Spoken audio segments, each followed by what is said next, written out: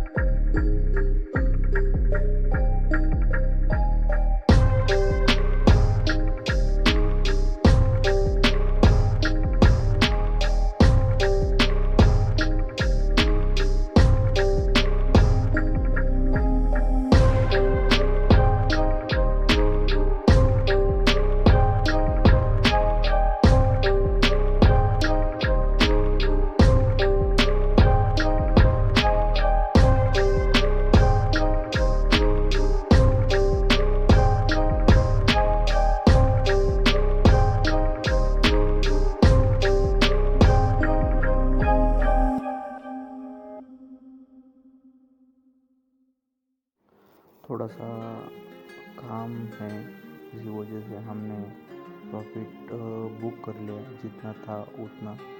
तो हमें लगभग 30,000 का लॉस हो रहा था, तो वो कम हो के अभी 9,000 हो गए।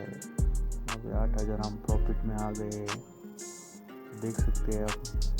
तो हमने लगभग जो प्रॉफिट है वो 90,000 रुपीज़ निकल आया। आज बुक कर लिया 90,000 रुपये। तो बस इतना है, और वीडियो को लाइक, कमेंट और चैनल को सब्सक्राइब करके जाना। मिलते हैं अगली वीडियो में।